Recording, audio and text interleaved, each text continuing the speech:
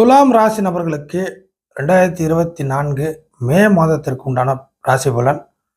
இந்த மாத ராசி பலன்ல துலா ராசி நபர்களுக்கு கிரக நிலைகள் அப்படிங்கிறது பார்த்தீங்கன்னா, ராசிக்கு 7ஆம் இடத்துல இருந்து ராசியை பார்க்கக்கூடிய ஒரு நல்ல நிலைமை. அதாவது ராசிநாதன் சுக்கிரன் தற்போதைய காலகட்டத்தில் ஒரு உச்ச நிலைமையிலேருந்து அடுத்த ஸ்டெப்பாக விலகி மேஷ வீட்டில் கிட்டத்தட்ட மாதத்தின் முக்கால்வாசி நாட்கள் இருக்கக்கூடிய ஒரு நிலைமை. அதுக்கு அடுத்த அமைப்பாக புதனுடைய தொடர்பு சுக்கிரனுக்கு பக்கபலமாக இருக்க போகுது. பட் புதன் அடிவாங்கின அமைப்பு தான். அடுத்ததாக சூரியன், இந்த மாசத்துல லாபாதிபதியான சூரியன் மாதத்தின் 15 நாட்கள் மேஷ வீட்லையும் அடுத்த 15 நாள் ரிஷப வீட்லையும், எல்லாவற்றுக்கும் மேலாக ராசிக்கு 6ஆம் பாவகத்தில் செவ்வாய். அடுத்தது இந்த மாசத்துல தான் குரு பயிற்சி ஆக போகுது. அஷ்டம குரு பயிற்சி துலா ராசி நபர்களுக்கு மே மாதம் 1ஆம் தேதியிலேருந்து கணக்கில் வந்துடும். இதுதான் மேஜராக இருக்கக்கூடிய கிரக நிலைகள். ஸோ இந்த கிரக நிலைக்கு ஏற்ப என்ன பலன் நடக்கும் இந்த மே மாதத்தில் துலா ராசி நபர்களுக்கு அப்படின்னு பார்த்தீங்கன்னா, ஃபர்ஸ்ட் ஆஃப் ஆல் ராசியை ராசிநாதன் பார்ப்பது. அப்போது எந்த நிலைமையில இருந்தாலும் ராசியை வலுப்படுத்தக்கூடிய ஒரு நிலைமை. இப்போ ராசியை வலுப்படுத்தினா என்ன கிடைக்கும்? உங்களுக்கான பேக்ரவுண்ட், உங்களுக்கான வசதிகள், உங்களுக்கான பொருளாதார நிலைமை, உங்களுக்கான மைனஸ்கள், ஏற்ற இறக்கங்கள், இல்லைனா அதால பாதாளத்தில் இருக்கிறேன், மேலே வர முடியல, இல்லைனா உங்களுக்கான நெருக்கடி சூழ்நிலைகள், இந்த மாதிரி சம்பந்தப்பட்ட அந்த ராசி நபர்கள் அனுபவிக்கிற கெட்ட விஷயங்களை துடைத்தெறியப்படுவது தான் ராசிநாதனுடைய தொடர்பு. இப்போ கெட்ட விஷயங்களை சமுதாயத்தில் கெட்ட விஷயம்னு வச்சுங்க, அதுவும் எடுத்துக்கலாம். அடுத்து உங்கள் மனசு ரீதியாக இருக்கக்கூடிய வருத்தங்கள், கெட்ட விஷயங்கள், இல்லை பெரிய நெருக்கடியாக இருக்குது, இந்த மாதிரி நெருக்கடி சூழ்நிலையிலிருந்து வெளியே வரவழைப்பது தான் ராசிநாதனுடைய வேலை. அது ராசியில் இருந்தால் அதிகமாக இருக்கும். ராசியை பார்க்கும்போது அதுக்கு அடுத்த நிலைமையில் நடக்கும். யோக கிரகங்களும் இப்படி தான் வந்துடும். அவயோக கிரகம் தான் இந்த ராசிக்கு எகெயின்ஸ்னு சொல்லக்கூடிய கிரகங்கள் தான் நீங்கள் நல்லா இருந்தாலும் உங்களை சரிச்சு விட்ரும். சரிஞ்சு கிடக்கிற நீங்களே உங்களை மேலே கொண்டு வருவது யோக கிரகங்கள், ராசிநாதன் இப்படிங்கிற கிரகம் தான். அப்போது ராசிநாதன் துலா ராசியை பார்ப்பது துலா ராசி நபர்களுக்கு இந்த காலகட்டத்தில் தேவையான ஒரு நல்ல சூழ்நிலையை அடைய முடியும். உங்களுடைய லைஃப்பில் சில வசதி வாய்ப்புகளை பிறரை சார்ந்து உருவாக்கி கொள்ள முடியும். 7லேருந்து பார்ப்பதில் என்ன ஒரே ஒரு குறைபாடுனா, நீங்களாக உருவாக்கி கொள்வதற்கு பதிலாக பிறரை சார்ந்து தான் எந்த ஒரு விஷயத்தையுமே உருவாக்கி கொள்ள முடியும். புரியுதுங்களா? அந்த இடம் மேஷ வீடாக இருக்கிறதுனால சில நபர்கள்ட்ட உடனடியாக ஏதாச்சும் கேட்டிங்கன்னா அவங்க செஞ்சு கொடுப்பாங்க. ஸ்லோ பண்ணிங்கன்னா கிடைக்காது. வேகமாக டக்குன்னு போனோமா, தயக்கம் இல்லாமல் கூச்சம் இல்லாமல் சரி கேட்டு பார்த்துருவோம் அப்படிங்கிற மாதிரியான ஒரு சூழ்நிலைக்கு கேட்டு பார்த்தீங்கன்னாக்கா, சில விஷயங்கள் உங்கள் லைஃபுக்கு தேவை என்றால் அந்த விஷயத்தை அவர்களால் முடியுது என்றால் செய்து கொடுப்பார்கள். புரியுதுங்களா? இதில் ஒரு வேலை வாய்ப்பு தேவை, பணம் தேவை, இல்லைனா ஒரு ரெக்கமெண்டேஷன் தேவை, இல்லை இந்த விஷயத்த என் கூட சேர்ந்து செய்ய முடியுமா அப்படிங்கிறது ஒரு தேவை, இல்லைனா ஒரு திடீர்னு ஒரு நல்ல விஷயங்கள்லாம் நல்ல காரியங்களை ஆரம்பிக்கணும், அதுக்கு சில ஆட்கள் சப்போர்ட்டு, இல்லை பண சப்போர்ட்டு, இந்த மாதிரியான தேவைகளை பூர்த்தி செய்துக்கலாம். அவங்கவுங்களுக்கு நிறைய தேவைகள் இருக்கும். எல்லா தேவைகளுமே அவங்கவுங்களுக்கு முக்கியம்தான் இல்லையா? அதனால் இந்த இடத்துல லட்சக்கணக்கான தேவைகளை பற்றி பேச முடியாது. ஒரே வார்த்தையில் சொல்லணுன்னாக்கா, உங்களுடைய தேவைகளை பூர்த்தி செய்து கொள்ளக்கூடிய வகையில் சுக்கிரன் ராசியை பார்ப்பது நல்லது. அந்த அமைப்பில் தான் இருக்குது. அதே சமயம் தேவைகளை நீங்களே 100% உருவாக்கி கொள்ள முடியாது, பூர்த்தி செய்து கொள்ள முடியாது. பிறருடைய சப்போர்ட்டோட பிறருடைய ஒத்துழைப்போட தான் நீங்கள் எதுவும் செஞ்சுக்க முடியும். ஸோ நீங்கள் ஒரு பார்ட்னர்ஷிப்பை ஏற்படுத்தி கொள்ளக்கூடிய காலகட்டமாக இது மாறப்போகிறது.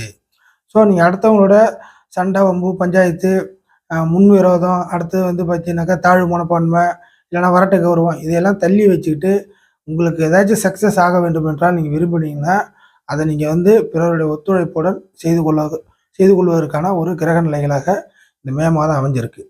இதற்கு புதனுடைய தொடர்பு உங்களுக்கு எப்படி சப்போர்ட் கிடைக்குன்னாக்கா, புதன் இந்த ராசிக்கு 12 மற்றும் 9 கூடிய கிரகம். 12 மற்றும் 9 கூடிய கிரகம் புதன்.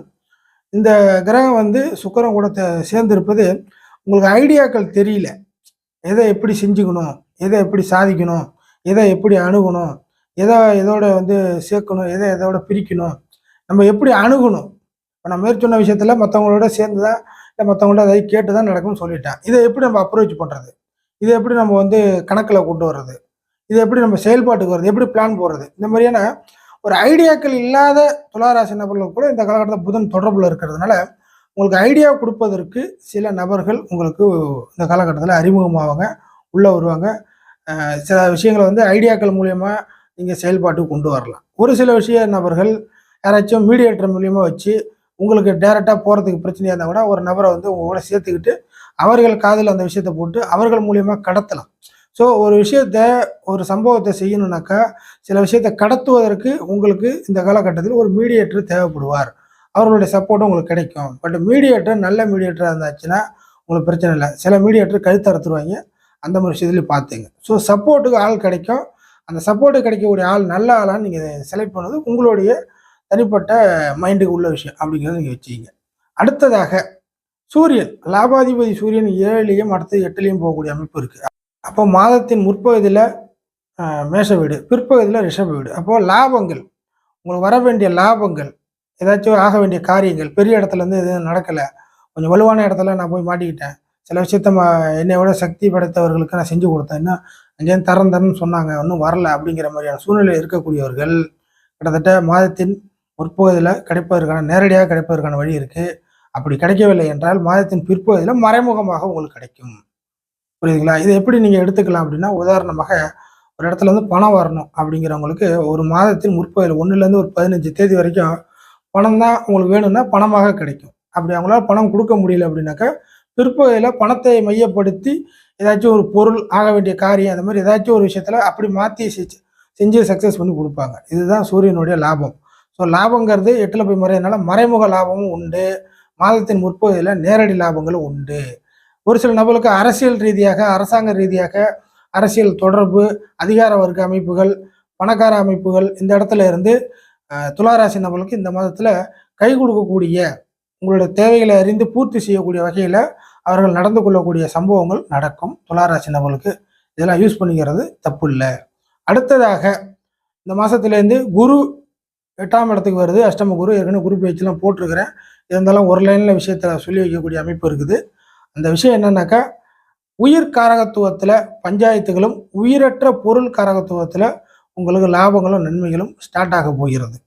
புரியுதுங்களா? இந்த விஷயத்தில் கேர்ஃபுல்லாக இருந்துங்க. இந்த விஷயங்கள் நடக்கும். ஸோ உங்களுக்கான இடம் மாற்றங்கள், நீங்கள் ஏதாச்சும் ஒரு சேஞ்ச் பண்ணணும் அப்படிங்கிறதெல்லாம் பொருள் காரகத்துவத்தில் ஏதாச்சும் சேஞ்ச் பண்ணணும், ஒர்க்கை சேஞ்ச் பண்ணணும், சம்பாதிக்கிறதை சேஞ்ச் பண்ணணும், கீழே இருக்க மேலே நல்லா பெரிய அளவு கொண்டு வரணும், தொழிலை சேஞ்ச் பண்ணணும், வேலைவாய்ப்பை சேஞ்ச் பண்ணணும், இந்த மாதிரி எல்லா விஷயங்களும் சேஞ்ச் நடக்கக்கூடிய மாதமாக மே மாதம் ஆரம்பிக்கிறது. ஃபைனலாக 6ஆம் பாவத்தில் செவ்வாய், 2 மற்றும் 7 கூடிய செவ்வாய் 6ல் இருக்குது. அப்போது கடன் பிரச்சனை, வம்பு வழக்கு பிரச்சனை, இந்த 2 பிரச்சனைகளை சமாளிக்கக்கூடிய மாதமாக இருக்கும். இன்னும் சொல்ல போனாக்கா, உங்களோட வாய் சாமர்த்தியத்தால் ஒரு பிரச்சனையை அடாவடித்தனமாக பேசி கூட வாய் சாமர்த்தியத்தினால இந்த மாதத்தில் அந்த பிரச்சனைகளை ஓரங்கட்டி வைப்பீர்கள். புரியுதுங்களா? ஒரு காவல்துறை அதிகாரி ஒரு ஒரு போர்க்களமாக இருக்குது, கலவரமாக இருக்குது, ஒரு கூட்டம் அதிகமாக இருக்குது, நெரிசலாக இருக்குது, அதை என்ன பண்ணுவார் அப்படிங்கிறது நமக்கு தெரியும் இல்லைங்களா? அதே மாதிரி 6ல் செவ்வாய் போகிறதுனால சில வில்லங்க பிரச்சனைகள், அதே சமயம் கடன் நெருக்கடி, இல்லை அடாவடியை உங்கள்கிட்ட பண்ணுறாங்க, இல்லை உங்களை நெருக்கடி பண்ணுறாங்க, இல்லை உங்களை புரிஞ்சிக்காமல் நடக்கிறாங்க, உங்களுக்கு ஒரு டார்ச்சர் கொடுக்குறாங்க, இல்லை நீங்கள் வாங்கிட்டு பதில் சொல்ல முடியாமல் இருக்கிறீங்க, இல்லை நீங்கள் கொடுத்தது வரல, இந்த மாதிரி ஒரு கொலாபரேஷன் மத்தியில் வாழ்ந்துட்டு இருக்கிற துளாராசி நபர்களுக்கு இந்த மாதத்தில் செவ்வாய் 6ல் போகிறது வாய் சாமர்த்தியத்தால் அடாவடித்தனமாக நீங்களும் பேசக்கூடிய நிலைமைக்கு தள்ளப்பட்டு, எது வேணாலும் அப்படிங்கிற மாதிரி பார்த்துக்கலாம் அப்படிங்கிற மாதிரியான ஒரு சூழ்நிலைக்கு நீங்கள் தள்ளப்பட்டு, வாய் சாமர்த்தியத்தினால உங்களுடைய பிக்கல், புடுங்கல், சிக்கல், சிரமத்தை, கடன் பிரச்சனையை, வம்பு வழக்கு பிரச்சனையை, ஏதாச்சும் ஒரு வில்லங்கம், அக்கம்பக்க சண்டை, எல்லாத்தையுமே வாய் சாமர்த்தியத்தின் மூலியமாக, இல்லை என்றால் இந்த காலகட்டத்தில் ஒரு பிரச்சனை எல்லை மீறுது அப்படிங்கிற சுச்சுவேஷனுக்கு நீங்கள் அடையிறீங்கன்னா, எல்லை மீறின பிரச்சனையை, இல்லை மீறப் போகிறது அப்படிங்கிற ஒரு பிரச்சனையை உங்களுடைய வாய் சாமர்த்தியத்தினால பேசி சமாளித்து வென்று வருவீர்கள் அப்படி என்பதை எடுத்துக்கலாம். இது வந்து மாதத்தின் கடைசி நாளில் கை கொடுக்காது. புரியுதுங்களா? மாதத்தின் கடைசி நாளில் கை கொடுக்காது. மாதத்தின் முற்பதில் ஒரு 20 நாட்களுக்குள்ளே கை கொடுக்கும் அப்படிங்கிறது மைண்டில் வச்சுங்க.